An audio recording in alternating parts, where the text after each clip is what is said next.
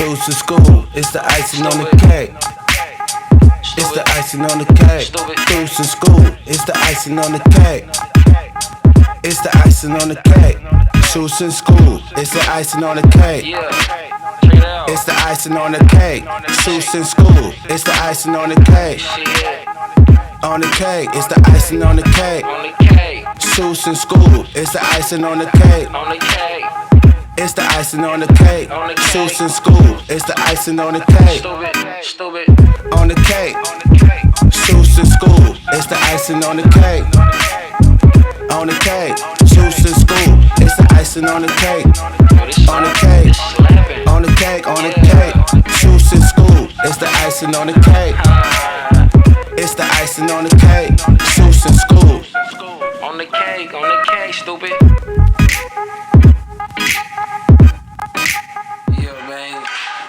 Icing on the cake, man. Another one like the other one. Yeah, Sirski. Look at it, he ready. I'm ready. He always get at me, so I'm ready this time. Okay. You know what I'm saying? Susan School on this motherfucker. We got CATIE McYee on this motherfucker. Yeah. What's up? What's happening? Man, what? Caked up in this bitch. There you go. Okay. Say it again. Caked up in this bitch. That's right. Wow, you always been a supporter from day one. I know. We clicked the first day we met.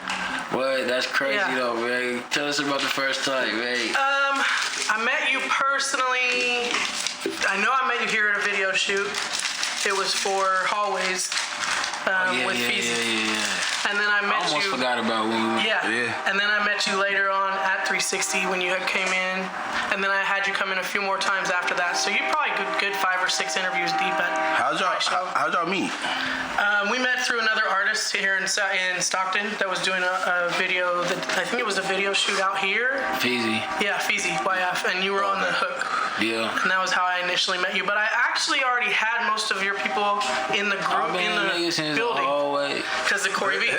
Corey B had already brought your music to me and EBK all the way up to Stockton, to SAC. So I had already been introduced to you guys prior. Yeah. Just didn't know that. So that was like when we first met, though. I would say. Okay.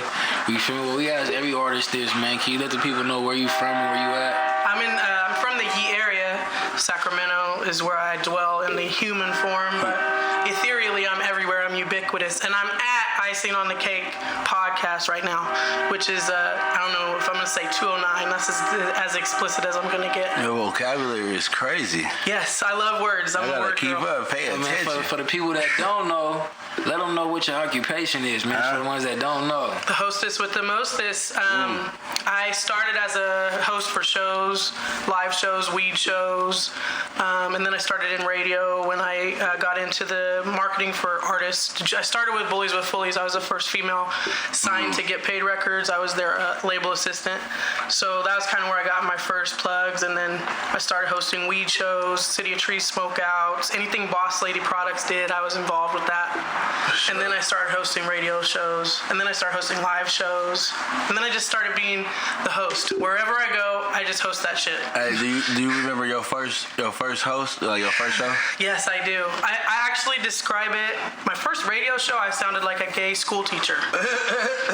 You can hear it, like when you go back and listen. It's all, hello, you're listening to McYee on Giants and Elephants. Trying to sound too serious. It's like, who is your audience here? You know, so I had to like start actually flexing my words and flexing my. It's still on YouTube? Yeah, I can send it to you. Yeah, I gotta watch that motherfucker. I keep it tucked, but I can send it to you. Not for any reason other than the obvious. It's a little embarrassing, but it is what it is. We grow. Yeah, exactly. Right? That's why you left it up. I like people to see the growth. I left a lot of videos. At least you got some shit that's a long time ago. You feel me? We grow, yeah. and I think this first live show I ever hosted, I realized I was way too fat for the gig, and I lost a little bit of weight. But by the time the next show came, because it was like you got to stand up the whole time, you have to be active, and people need to like follow your lead. So you got to be dancing, you got to be like lit. You can't be up there just like the fat ass in the chair. I can now because I've built up a repertoire, and I can put a chair in my rider. But before I had to earn those stripes. So yeah. I be watching interviews. You look comfortable up there. I am now. For sure. Yeah, I am. That's my house. So when they come in there, they're in my house. I ain't gonna lie. I feel like I'm in a different I'm in a different environment now, so I feel like I'm in control. When I be at your show, I be feeling like, I'm in control. what's she gonna ask me? Yeah, you know what I'm but you saying? should know by now. Now we calling the shots. What you gotta ask me, bro? You know what I'm saying? Ask her that shit. No, just slim.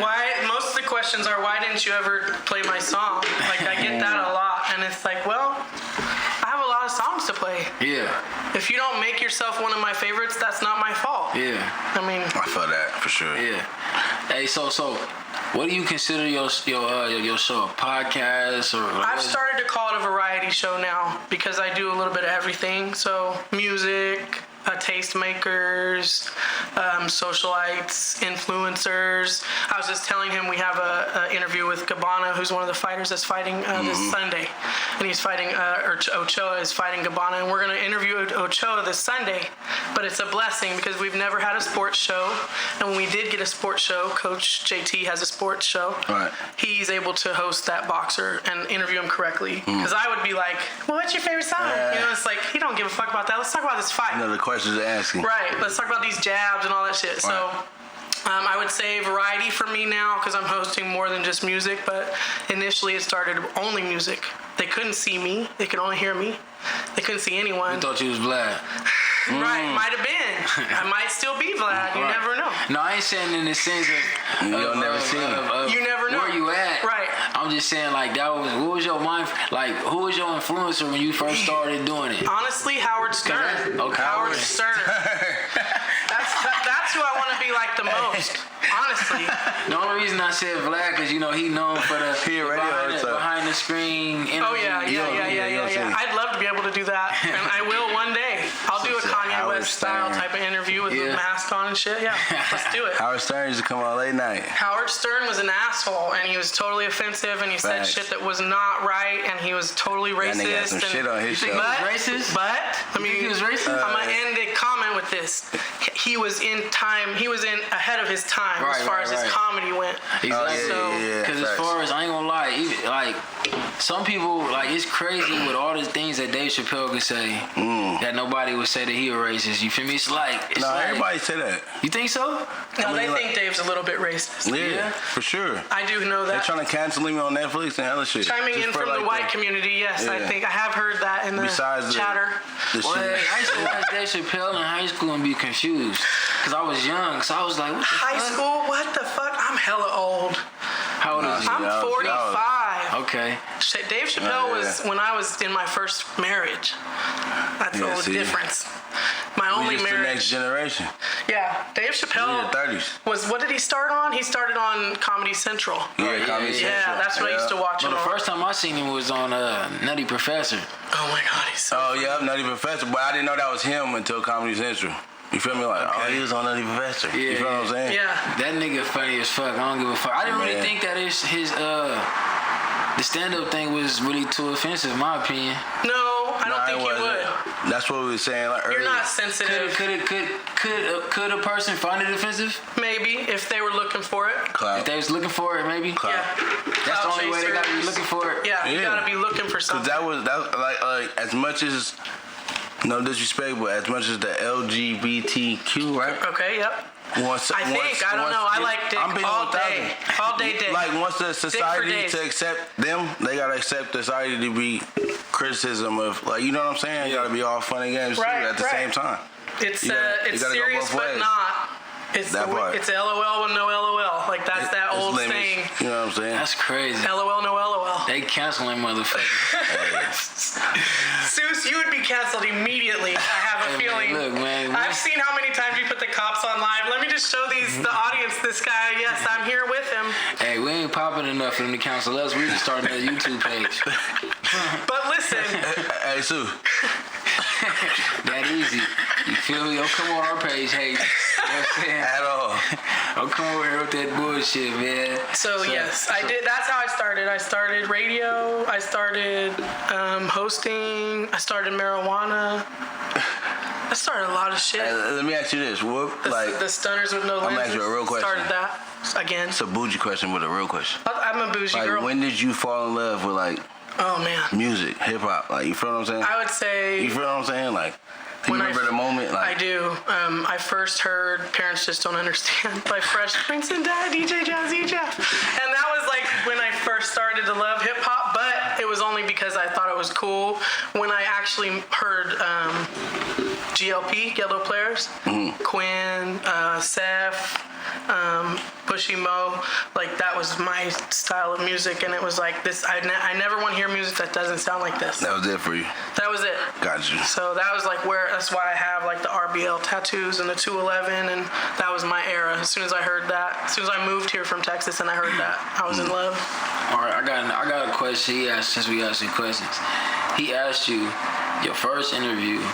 I want to know, what's your favorite interview? Man, I have a lot of favorites. Oh, one. Okay. Look, he's in charge now. Yeah. Have the tables turned. The most fun interview I've ever had was your favorite. My favorite interview was Wendy Day from Rap Coalition. That was my favorite, and it was a Zoom. Day? It was a Zoom interview, but it was like to have someone of her magnitude. Was it doing COVID? Yes. Okay. And to have someone of her magnitude on my platform was like I think I kind of seen some clips of that. Yeah, she founded Eminem's like first deal. She brokered a couple of Drake deals. Wow. She founded No Limit Soldiers, No Limit Records. Like seriously heavy hitter. And runs her own nonprofit now called Rap Coalition. So follow that Rap Coalition on Instagram. So that was my favorite because it was like I can pop shit on all of y'all because you don't have a Wendy Day interview. Right. I do. Right. None of y'all do actually. Right. I do. And she called me her family on it too. Talk your shit. Because we were like that. That's how we identified, you know. So when do you feel like you made it as like a radio host? Like, would it be like the ultimate moment for you? I made it as a radio host when I'm not going to say any names, but I've had people come back to me that would never open my DMs prior to me doing this job, and now they're like in my DM.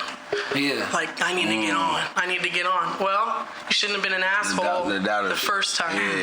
Yeah. I feel sorry. that. You're at the bottom of the list. Yeah. And your ticket is going to be 10 times higher than everyone else's. So, cash me out, and then you come in. Yeah, I ain't gonna lie, motherfuckers always be acting like, motherfuckers be dick writers. Yes, they do it because their friends doing it. Instead of just being true to, you know what I'm saying, what you believe in, you feel me, you know what I'm saying? Like, you don't always gotta hop on the hottest thing, you feel me? Sometimes you gotta understand, look, you gotta pay attention to a motherfucker that's ready to grind, you feel me?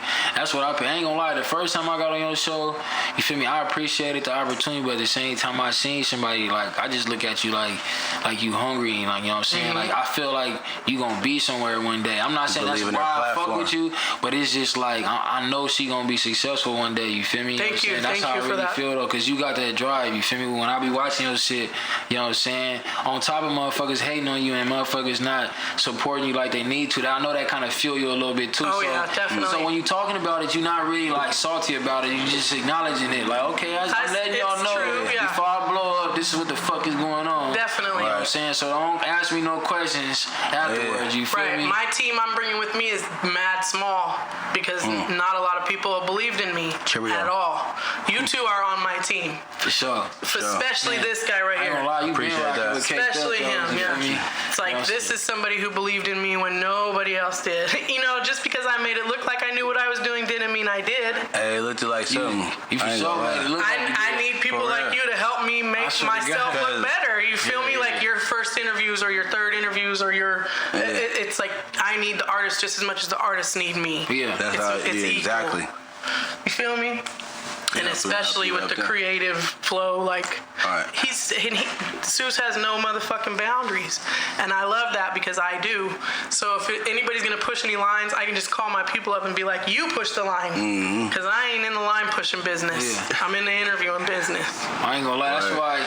You feel me? Like when we go back to like the first episode, we gonna see how much we got better. You feel me? Yeah. You know what I'm saying? Like, I see that all the time though. I was kind of nervous the first episode a little bit. You feel me?